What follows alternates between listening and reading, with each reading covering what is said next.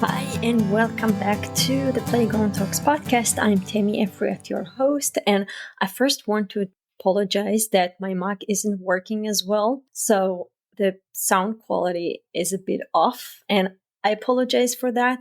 It should be fixed, and hopefully by the next episode, we'll have the good quality. So we are in a series of talking about different type of boundaries. We started with time boundaries, moved to material boundary. If you haven't listened to those, I highly recommend. Those are very short episode that's supposed to give you the tools to understand, generally speaking, what are boundaries, what is the specific boundary, and then what could be some example that you can address inside the house so you can set healthy boundaries. So let's start with today. Today we have emotional boundaries. It is personally one of my favorite because I think that when I grew up, I heard a lot of people saying something like, you are too sensitive, you're being too dramatic. If some kid fell, then caregiver would say, it's just a scratch, just, get over it and stuff like that. And when I talked to Brianna in episode 6 about boundaries, she said, whatever gets repressed, get expressed. And this is so true. So whenever we do not validate the emotions that a child has, it can actually manifest in different ways. So I was actually listening to another podcast. She says it might come with somatic, psychosomatic reactions. So I'm glad to be part of a generation of caregiver and parents that understand the emotional boundaries, and that in order to create healthy emotional boundaries, I think as parent we have two roles, which is first to validate kids' emotions and also to help them label those emotions and expand their emotion vocabulary. So let's define what emotional boundaries are. It's actually referred to respecting and honoring feelings and energy.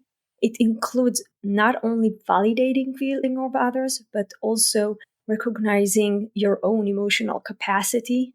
It's also the ability to recognize who's capable of processing your emotion with you or just listening. So you might have this friend who calls you and just dump all her emotional crap on you.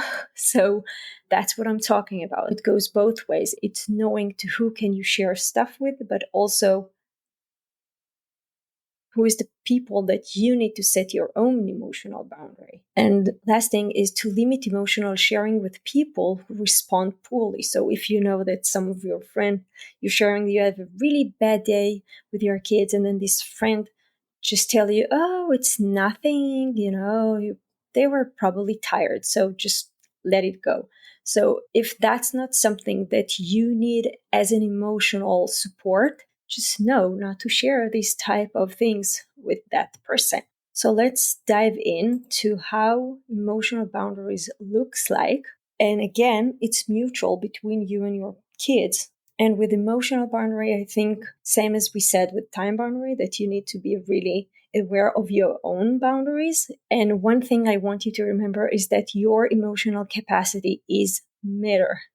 Like if you are not in a place to hold this space for your child, and you know that, you can definitely, ask your spouse to step in, or just say, you know what, I need 2 more minutes to grab a cup of water and I'm with you. And of course, there are many times when we are the adult in the room and we need to step up and put our needs aside, but just being aware and saying, I know I'm not in my best today, sometimes means that for me, I know that when I have some bad days, I'm not going to be so firm with boundaries because I know that I won't be able to handle it the way I want to.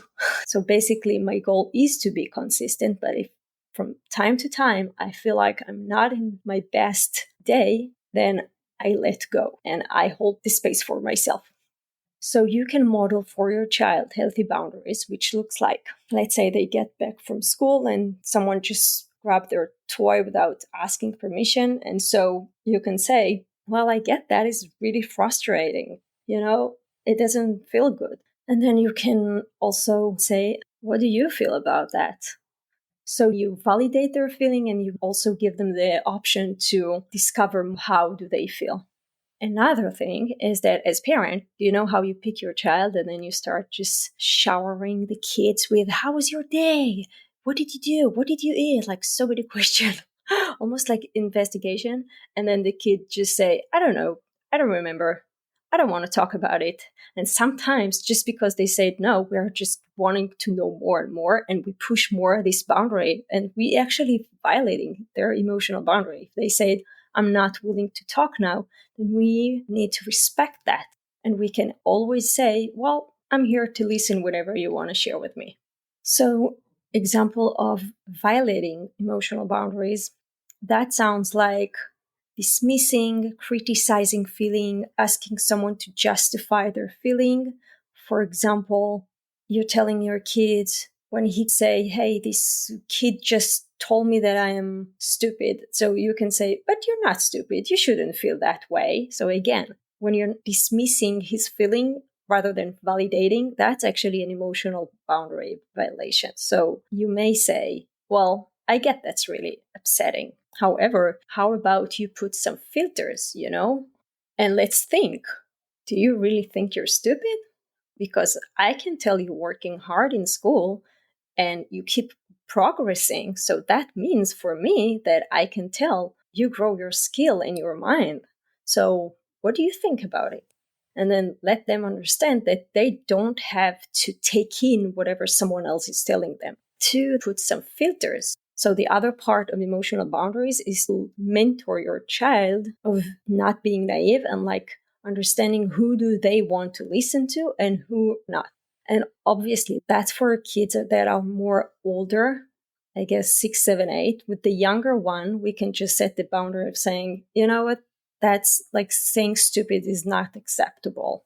Other example of violating emotional boundaries could be, oh, it's just a scratch. Stop whining. Oh, you're not hurt. Stop pretending. Or you're being so dramatic. Don't make such a big deal out of that. So all those kind of statements are really dismissing of one's feelings. And please be aware again, what gets repressed get expressed. If the kid feels that his emotions are not validated, it could be that after a couple of times, he will stop share with you those things. And then what? Who helps him to process those feelings, to know what to do, to realize how to filter those, hurtful statement. Not only this, it will make the child think that it's okay to treat each other this way. So he will keep gravitate towards people who treat him and violate his, specifically here, emotional boundaries. So just pay attention to the way you respond when your child is crying, whining, and expressing those negative emotions.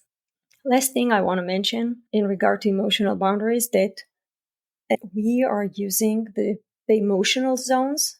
I think that Michelle, when we talked about habits, she also talked about it. So it's really helpful for kids to start and label emotion because they can see the image of a kid like being frustrated, angry, or being calm and focused. And then with my child, I know it's really helpful. We have this emotional zone on the fridge. And then when he feels something, he just run and he point to me, hey, that's what I feel. And then you can see the energy just comes down. So once they can even say, that's what I feel, it really helps them to start cope with this specific emotion.